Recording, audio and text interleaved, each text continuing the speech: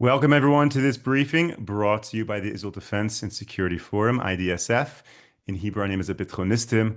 IDSF is a leading Israeli organization advocating for strong national security to defend Israel. Thank you to all of our viewers and supporters for tuning into this briefing.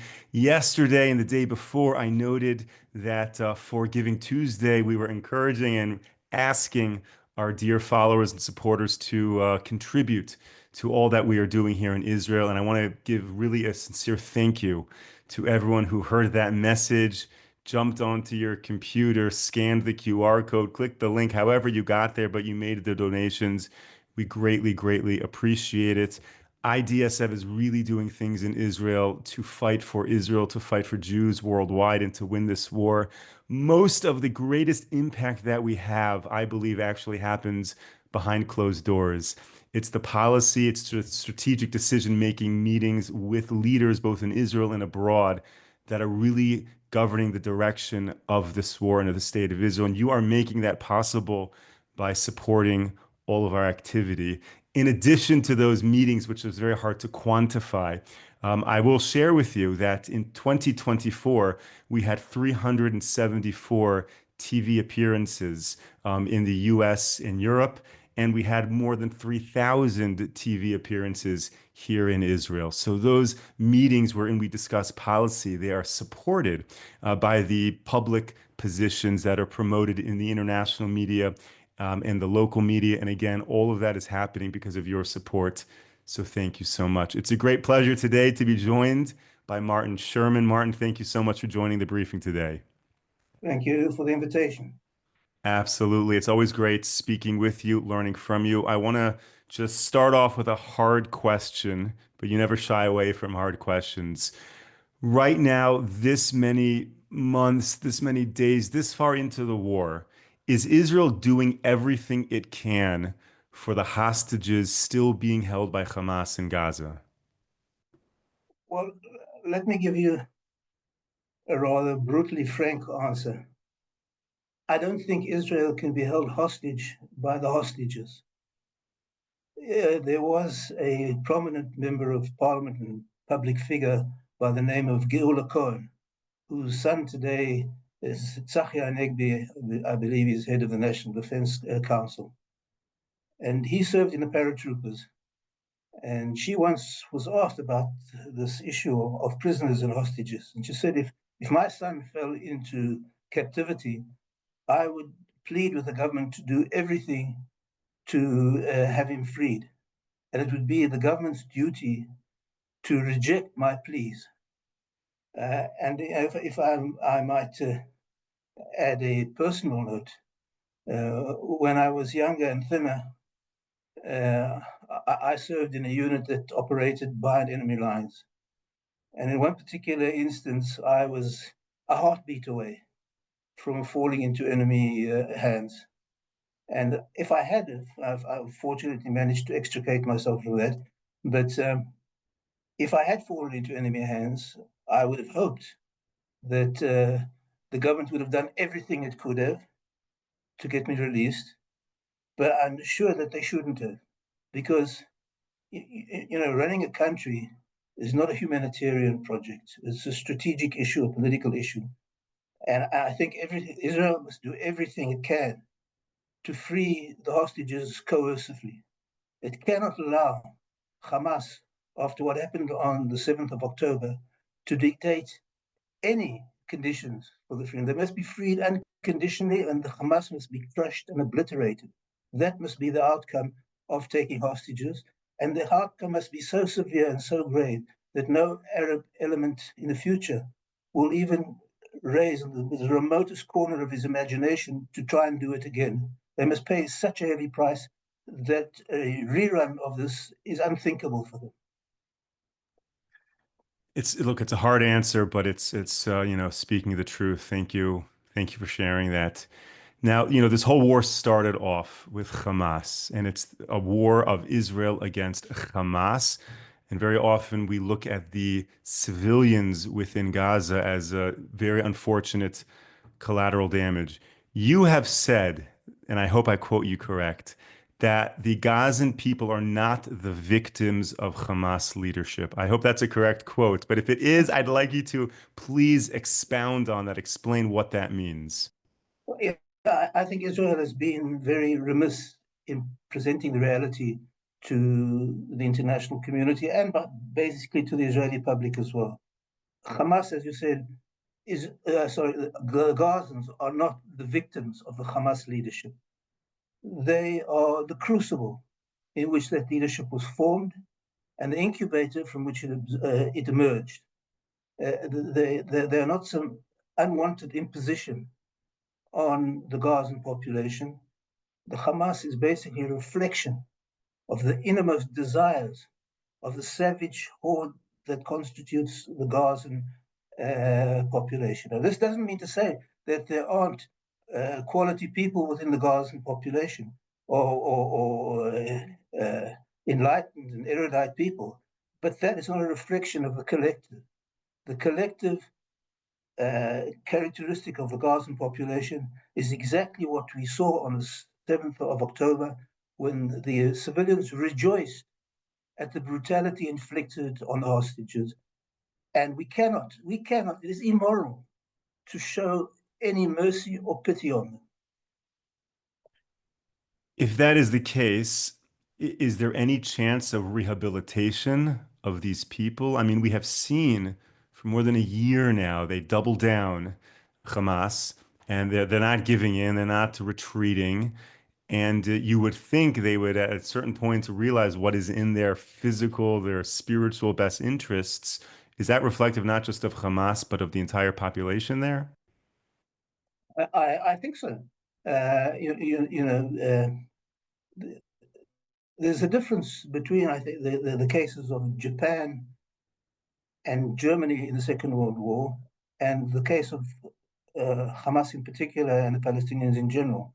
In the case of Japan and Germany, they weren't swayed, they weren't surrounded by a swathe of, say, Nipponic nations in Japan and Teutonic nations in the case of Germany, who could undermine any agreement reached following the military defeat, or and undermine some sort of willingness to come to an agreement.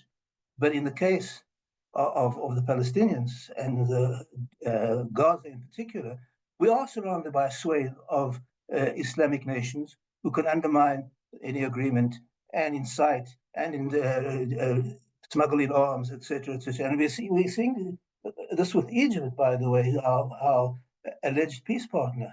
If Egypt was really worried about the fate of the Gazan people, why isn't it allowing them to leave? In every war zone, in every single war zone, civilians have fled and been allowed to flee the combat zones, whether it's in Ukraine, whether it's in Sudan, whether it's in Syria, whether it was in Azerbaijan recently, where hundreds of thousands of Armenians were forced to flee, they elected to flee the Nagorno-Karabakh enclave and be absorbed in Armenia. So wherever there is fighting, civilians flee, except when they're not.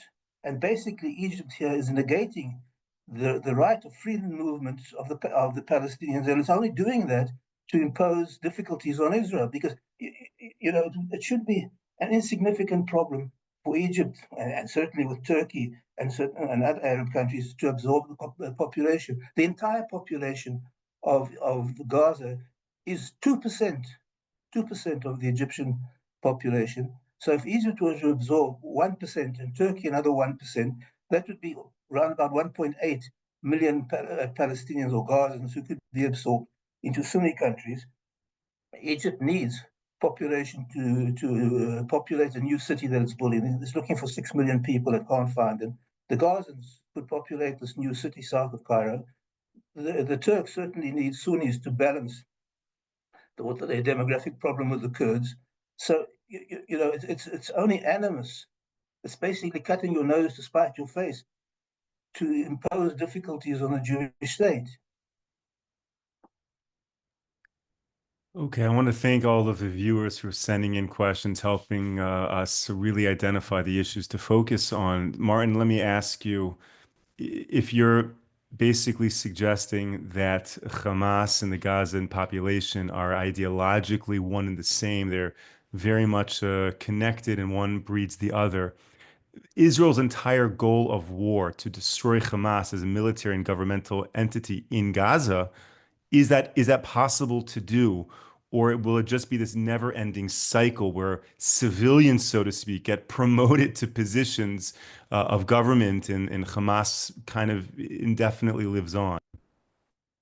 Well, unfortunately, I think what we're seeing is a sad deja vu, a rerun of the Oslo syndrome under different headings, because the Oslo process was predicated on somewhere we could find domesticated Palestinians who would agree to live in peace side by side with Israel and create a new Middle East.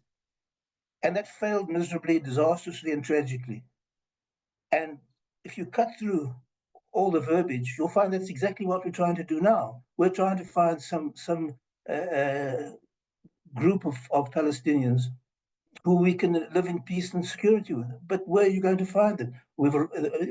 This government anyway has basically disqualified the Palestinian Authority. The clans have proved that they can't do it. And I've been saying for decades that Israel is basically facing a cruel dilemma. In the long run, there will either be Arabs in Gaza or Jews in the Negev, but in the long run, there won't be both. And Israel has to decide. And Israel has to bring this dilemma home. And now you have an opportunity. You have a Trump government, which I think is even more right wing than the Israeli government. And if we don't strike whilst the iron is hot now, we may have an historic tragedy on our hands.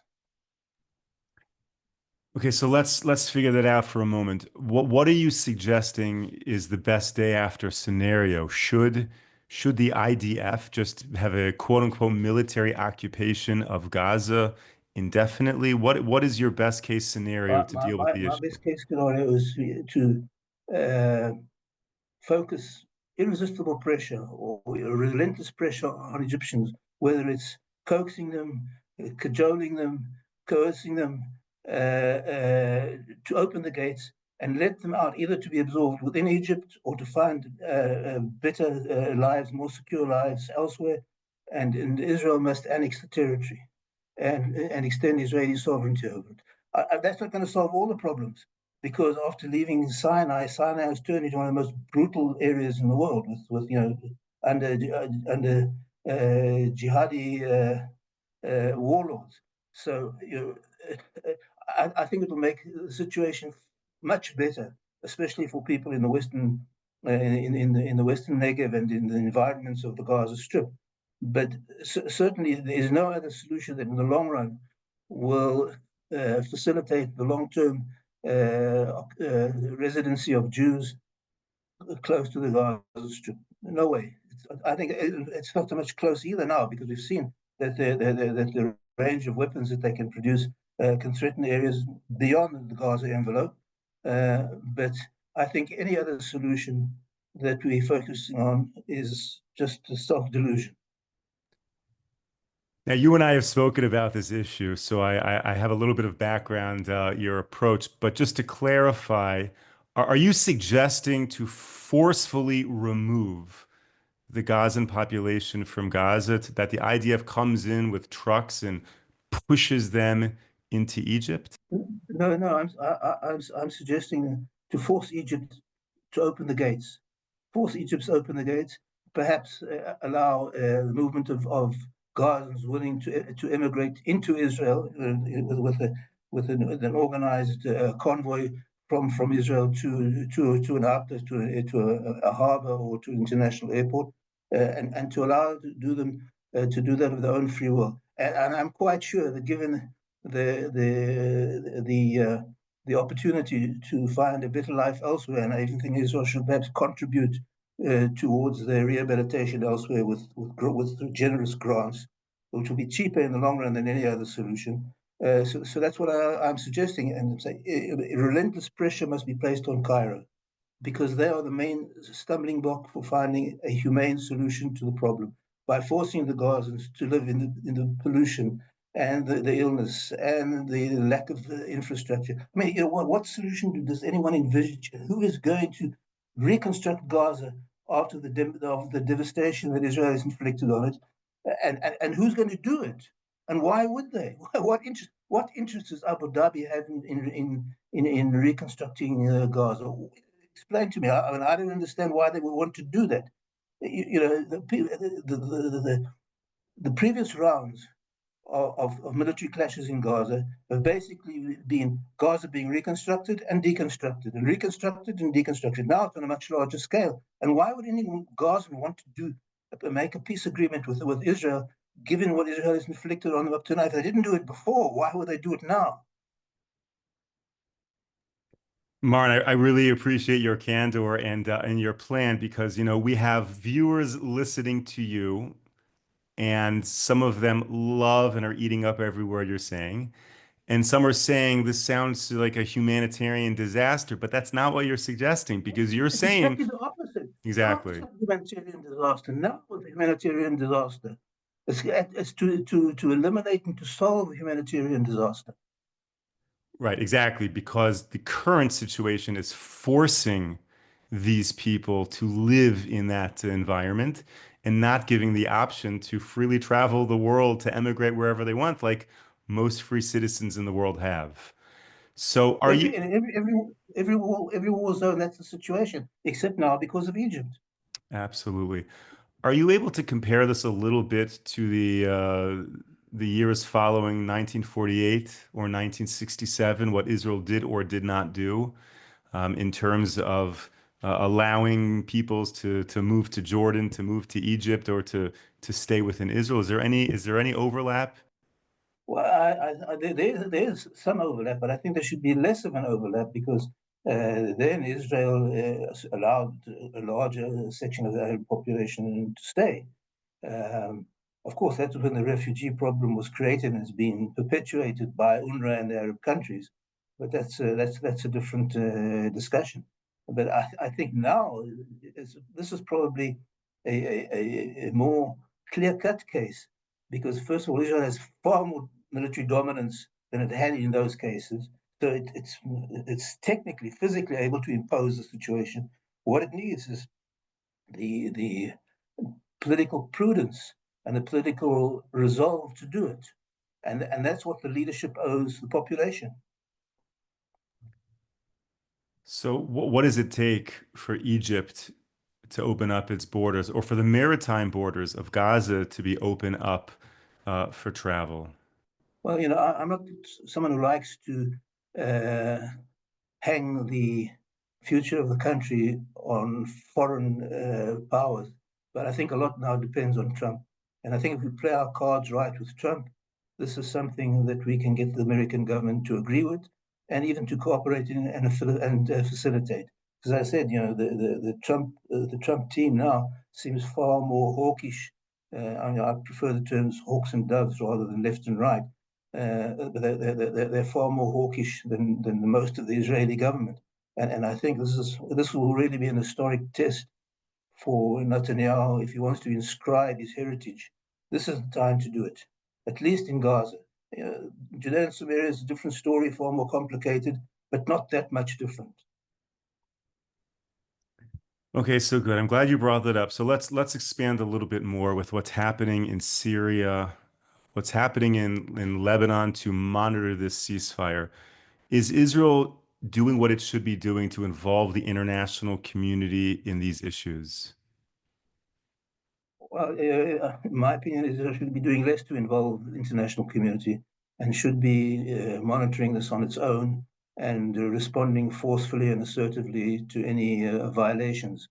I've got very little faith in the international community, especially France lately with Macron, who's shown a disproportionate affinity for Lebanon, maybe because of historical roots, maybe because of money, maybe all sorts of reasons.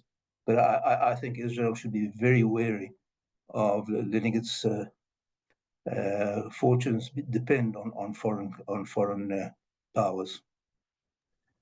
So for those of us who follow your work and your writings and listen to you speak, and understand your objections to Israel's international diplomacy plan or lack thereof. How do you then square that with suggesting Israel should not involve the international community? Meaning, you would think to build out a better international diplomacy program would be to involve the international community. But if you involve the international community and you have a failed diplomatic program, you don't make any progress. So, what is the balance for that?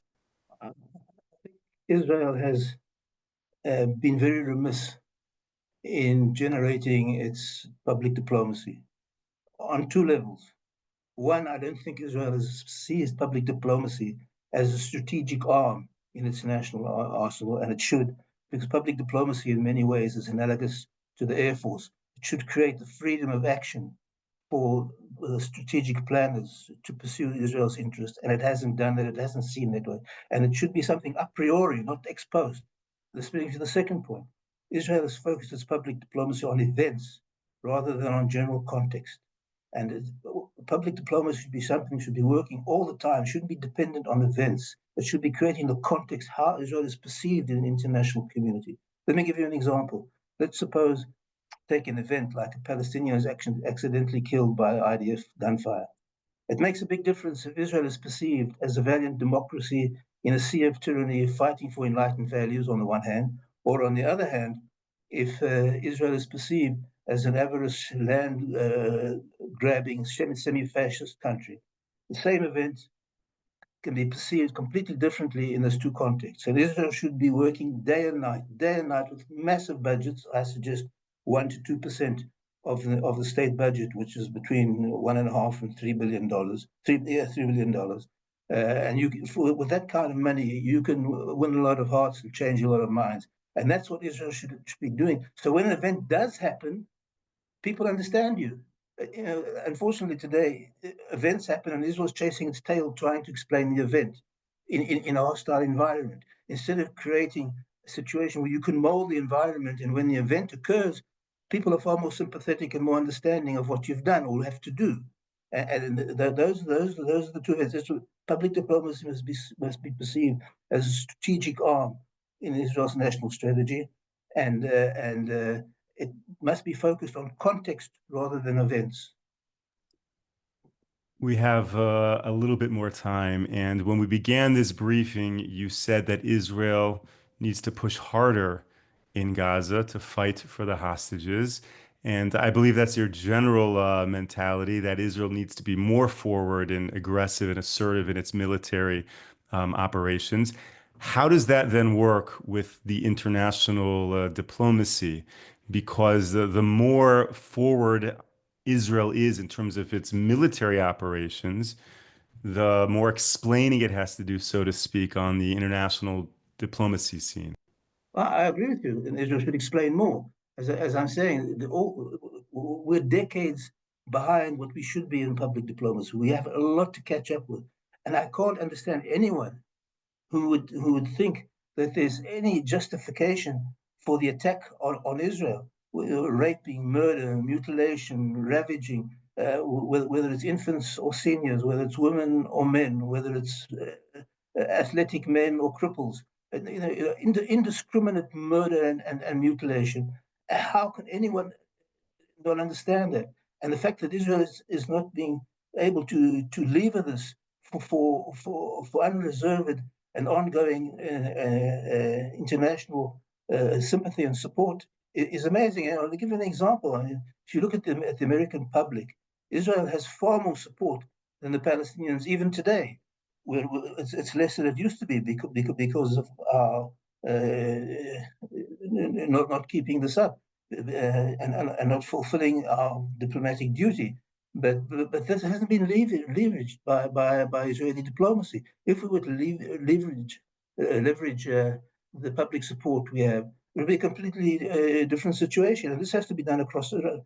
Israel cannot now save resources, be economical in resources for public diplomacy. It has to push Israel's case.